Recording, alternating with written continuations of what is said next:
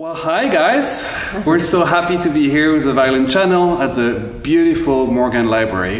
Yeah. And I thought that maybe we could have a little conversation about Avant l'orage. Sounds good. Why don't you take it away? Why don't you tell everyone how it all began? Well, we're a string trio, that's where it all began. String trio, which is very cool because there's only one violin, which makes life much, much easier. Oh, does it? It sure does, yes. So it started because it's an album with 2 CDs, so a double album, and some of the music on there we've lived with for a very long time, like the CRAS. But I think what really started the project was the discovery of HENRI TOMASI's string trio, which, would you like to say something about that? Yeah, I think it was really unexpected because here we were. I know you had grown up a few visits in Corsica and gone to the island. It's a beautiful island. Beautiful island. They don't like tourists. But they love music. They do love music. We were able to go and we were able to perform, and at lunch we asked the presenter if he knew of any Corsican composers that had composed string trios. And I think he did a little research, came back later on that evening, and he said, you wouldn't believe it, but HENRI TOMASI has. And I think the only thing that I certainly knew about Tomasi was that he had done brass music. I'd never even considered him a trombone, tuba, and trumpet. Yeah. Never even thought that he would have any string, let alone a string trio. So we were super excited when we, although that was a process to get the music. It was. There is like a bookstore in Paris called La Flûte de Pan. That's been there since the early 1800s, and basically if you need any kind of parts for anything, you call them up and they generally have it. And so I did, and I asked them what string trios they had from this time period, you know, 1920s, 1930s, early 40s, and they were like, they took it as a challenge. They went back in the archive and came back with this mountain of string trios. First editions, never played, never looked at, or very little. And we took them all, and we took them home, and we read them, and we were like, well, most of them, if not all of them, are pretty good. Yeah, and it was too much music, in fact. We had to start, we did 2 albums, it could have been 3. Yeah, but we had to sort of start cutting it down and playing them through, and yeah, eventually we just got down to these 7 trios that we thought were, you know, significant. Not even the best, I would say. You know, but fortunately, it all coincided with a very small time frame. Yeah. And I think that's what. It was the cohesiveness of it, because I think that's the difficult thing when you make discoveries. Sometimes they just come from everywhere, and it spanned a lot of years. I mean, we didn't specifically ask for the years. And when we were trying to figure out a title and trying to put things together, it was really exciting that we managed to find all this music between the wars. Yeah, I mean, it's sort of such a cool job in a way, and it happened with our previous album as well, Silence Voices, that we are sort of like musical archaeologists. We're kind of digging around, trying to find these pieces, and it's a really fun thing to do. Yeah, but what I've really enjoyed about the process is that we never go into it kind of like, ooh, let's find weird stuff, like, you know, or like things that's not being played. It kind of comes to us, and I think it's also the nature of the ensemble. It would be much harder to do as a string quartet because it's been, you know. That's true. Yeah. But also one of the interesting things about this album is that out of 7 composers, you've got 3 world premiere.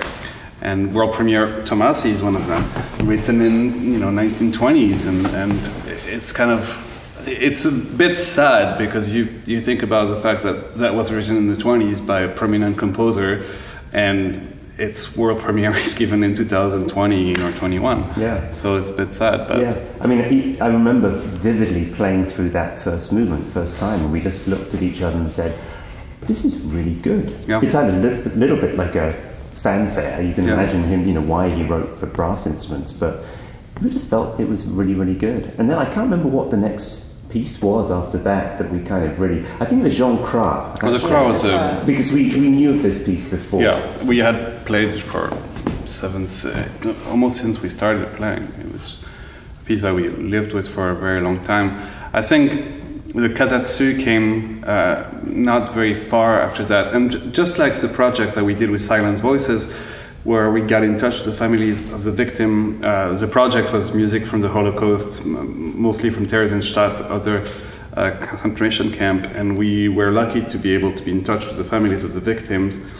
And this time around, in a more jovial way, we got in touch with a lot of the families of the composers, their sons, daughters, and especially this lady, Thérèse CASADESUS, who was the daughter of Robert, and who had fantastic stories to tell us about him and Ravel, and it's really cool to get this context that you don't hang out with Beethoven's third cousin or anything like that. Those are people that are directly related to those composers, and I think it's Perker's job, really. Yeah, I think that was one of the great positives that came out of COVID, was actually having the time to explore, read through all this music. Like you said, we were able to talk to CASADESUS' daughter via Zoom for like an hour the first time, and actually put a name and a face together, and she told us a really wonderful story about how her father had been at a soiree with Ravel, and they were very close friends, and there was a gypsy violinist there one evening, and he was so smitten from the performance that the next morning he wrote Sagan, which is kind of a mainstay of the violin repertoire. So having the time to actually make these connections and talk to the families, read through the music, has been something that's been really special. And we did the same thing with HENRI Tomasi's his son, and having these Zoom conversations. Playing the piece for him during COVID, playing the piece, and also someone who's writing a book about Tomasi. Tomasi expert. Tomasi expert, which is kind of daunting, but but it was really turned into an incredibly interesting project. And I think we'd be remiss if we didn't mention Jim Ginsberg and City Records, because it's the second time we go at them with this crazy project of string trios that no one's ever heard of. And he was game for it, and he was, he's a bit of a Francophile, but it was a lot of recording sessions. Like, how is his French, by the way? It's pretty good. It's better than yours. Well, I do know. It's pretty good though. Yeah. No, actually the project started out really as one CD, and then when we realized there's so much out there, that we were able to do a double. And so we're really happy to play it today at the Morgan Library.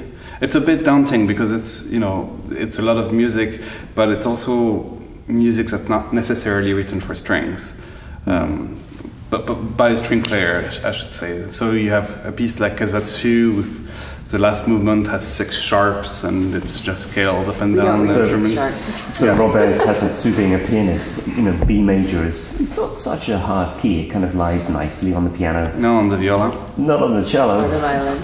And then you have like people like CRAS who's so like specific about what he wants, where he wants it, how to play it, and everything, which adds a layer of difficulty, and so it's a challenging program for sure. Yeah, it's a hard program. Well, I think that's also what is so special about it, is and it was difficult trying to figure out, we couldn't fit all 7 pieces on a program, but we wanted to give everyone a taste, and when we couldn't fit the entire Pierne, or what's the one that David loves to pronounce? Oh, Samazeuilh? Yes. Samazeuilh. Samazeuilh. Yes. You nearly have it, right? Yeah. I've been working on it. Yeah. The Samazeuilh. Samazeuilh. Yeah. But they're all such different voices and styles, and for example, especially the first movement is like background of a film, of a black and white film. You're going to listen to that and be like, wow, it really takes you back to France. It's the most, I think, French atmospheric sounding, probably, of the pieces that we're playing. And then it has that movement that you love and that we positively hate. Yeah. Because I can do something different, and you guys have to follow me. We don't have to. No. Well, you kind of do. Well, we'll see what happens, right? And then there's your favorite movement, David, the pirate movement from the CRAS. Yes, I don't know what's my favourite. I mean, it is to listen to, but I don't know about playing it. But because he was a sailor. Yeah, he was an admiral in the French Navy, and I don't know how he found time to write this amazing music. But yeah, wonderful composer from Breton, right? Brittany, we call it in England. And it uses some folk instruments from that area, and it's just very, very atmospheric. I mean, not literally, like you don't bust out the bagpipe, but they sound very much like it. Yes, they do. Yeah. They do. They do. So I think it's just a journey of really 7 wonderful pieces that all have distinct French flavors, and we're just thrilled to be bringing them to you. Good evening, everyone. Welcome to the Morgan. I'm Lyndon Chubin. I'm Director of Education and Programs. I organize our concerts. We are delighted to feature the Black Oak Ensemble in their New York debut. It's a very unique program of French trios that were composed between World War I and II. The music is amazing, and I'm sure you'll enjoy the concert. This is the second concert in our 22-23 season. We have about 18 more to go, including from early music to contemporary music, vocal and instrumental. So do check out our website. If you can please silence your cell phones and join me in welcoming the Black Oak Ensemble.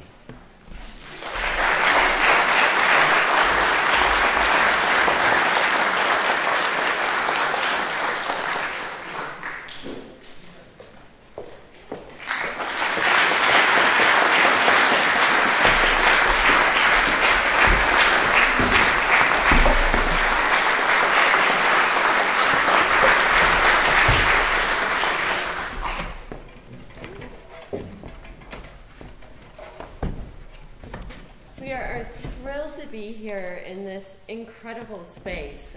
When we walked in this morning for our rehearsal, we couldn't believe just the beauty of the space, and then we played quite a bit today, and just, you're so lucky to have, first of all, this beautiful library, and then museum, and this incredible auditorium.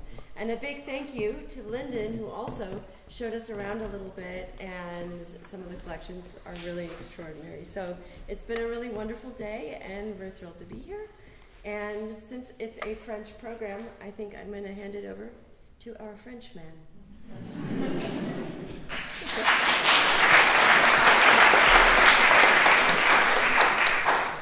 To tell you the truth, I also speak when it's not a French program.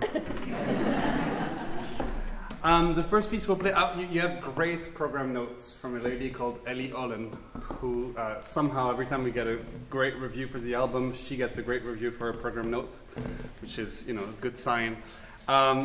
First piece we'll play is by Robert Casadesus, who was a very famous French pianist, probably one of the best pianists of the 20th century, early part of. And we found this music had never been recorded, so we gave the world premiere of it as a piece, but also as a recording. We got pretty close with his daughter, who taught French diction at Curtis, which happens to be Desiree's alma mater. Desiree never took French. If she had, she would have studied with Thérèse, and Thérèse had a really wealth of stories about her dad and her life in Princeton. She used to play with Einstein's shoes while he played violin sonata with her mother. Things like this. But one story that really marked us was one night Casadesus, Ravel, and a few other people went to a castle outside of France, as you do, and they went to parties, they played, and once they were done playing, this Hungarian lady came out and started playing the violin, and Ravel was so mystified by the way she played, he went home that night and wrote Digan. Which, Digan, you know, if you play the violin, I'm sorry, but if you do, it's a big piece for a violin and orchestra. This piece is in 3 movements, as you can see in your program. It is obviously written by a pianist with no regard whatsoever for what we have to do, but we do our best. And his daughter told us that a lot of the time when he composed in trains or planes, and I'll let you, decide which one it is.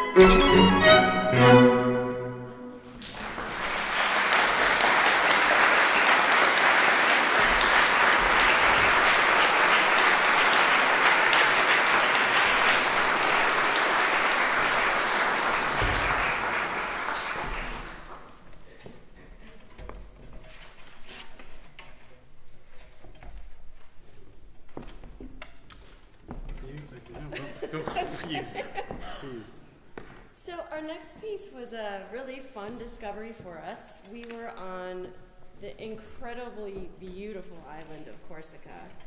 And playing. Not vacation. Not vacation, yes, playing.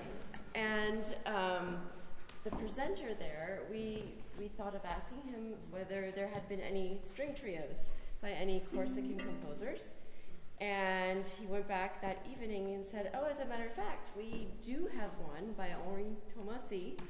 And I think we were all a little bit surprised because how we knew him was a brass player and composer for brass, that he did mainly his big trombone concerto, trumpet tuba concerto, and trumpet. Super famous. So we were really excited when we heard that there was this wonderful string trio.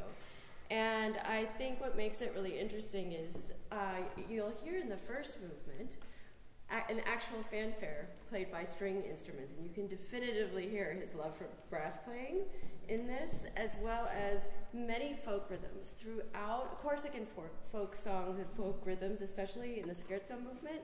And the final movement, you'll hear how it gets passed between the instruments, and it's a very catchy tune, so you'll probably be humming it later on tonight. So there's one melody that goes throughout all the four movements. I think it's from Marseille, right, actually? I don't even know whether it's from Corsica. I think it's from Marseille. We'll call it Marseille. But for the revolutionaries out there, apparently at the end there is a song about cutting the noble's head off, which is a French pastime. Not so much anymore, unfortunately. This is kind of what kickstarted the album that we are playing tonight, which is available everywhere you get your music, and outside as well. During intermission. No, not during intermission. After. Okay. Oh, sorry.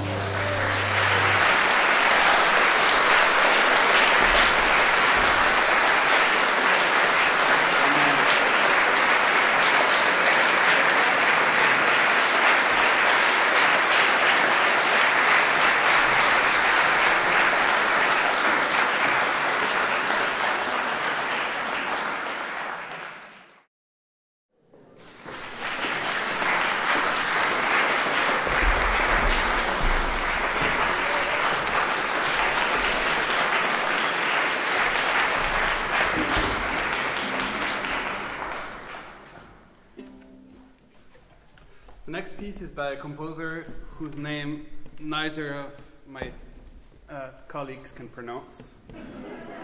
So I'll turn to David. Samazeuilh. It would be Samazeuilh. We'll play two movements of it. The first movement is this David Lynchian French movie, kind of Godard, you know, like film noir, a little bit. And the other movement is a Divertissement. So the piece is kind of like written as a French suite from the Baroque style. It happens to be Desiree's favorite movement. David and I really don't like it very much. But this is not a democracy, so you know we're just playing it.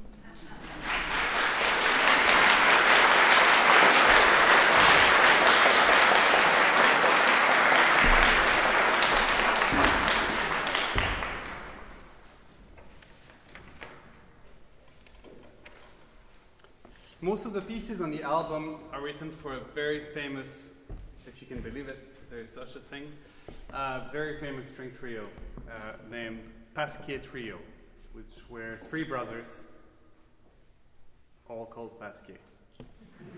And at the time, in the 20s, 30s, there was the biggest thing in Europe. You know, there were Budapest Quartet, which was always playing, and just fantastic quartet. And then there was the next one was the Pasquier brothers. And I would say 80% of the music on this album is written for them.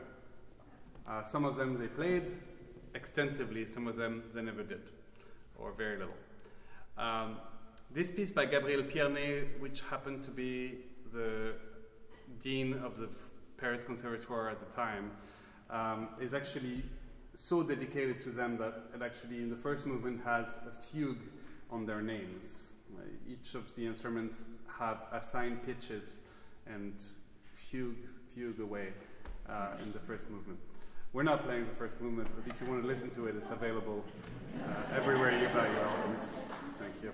At least one person will buy it. What we're going to play though is a chanson, the second movement, which is a lovely song, and it has nothing to do with the Pasquier brothers, but it is for string trio, so we'll play it.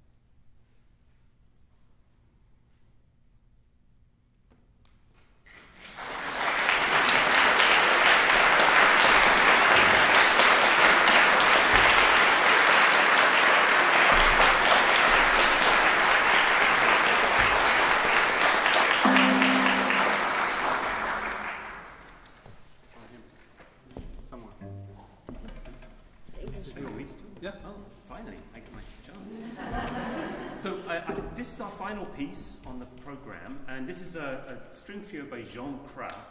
And the most notable thing about Jean CRAS is that composition was not his day job.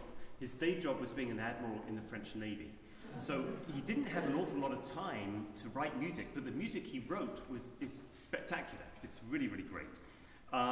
What else do I know about Jean CRAS? He invented something. He invented a navigational system which is still used today, called the CRAS thingy or something. The name's not quite coming to me right now. What does it do, David? I have no idea. It's a navigational thing. But this is a wonderful trio. He travelled all over the world and went to many, many places, and I think you'll hear that in this trio. Why? Well, that's a good question. Partly because he actually comes from Brittany in the northwest part of France, and there's a sort of Celtic thing going on there. It actually starts from Scotland and comes down to Ireland, and where I'm from in England, Cornwall, and then Brittany, and then Galicia in Spain.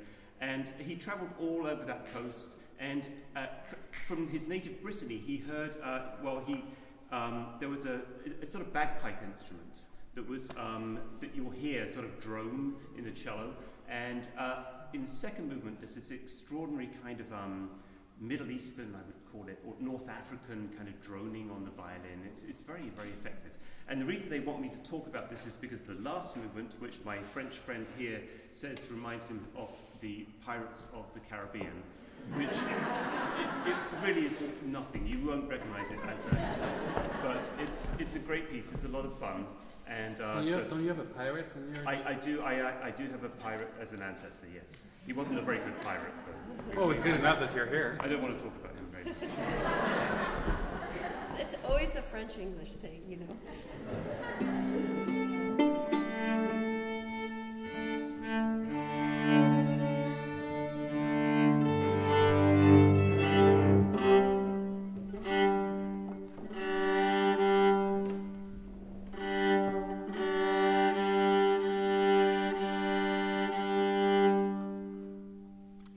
Hot in New York today.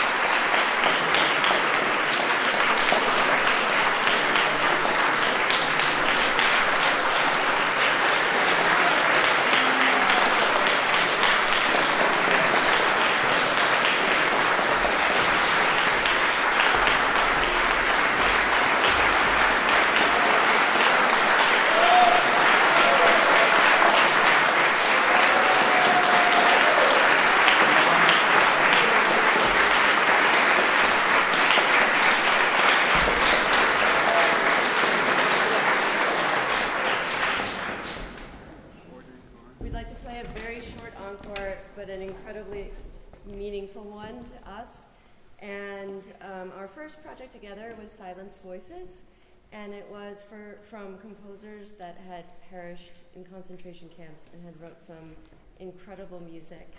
And in the case of this is the final movement from Sándor Kúti's Trio.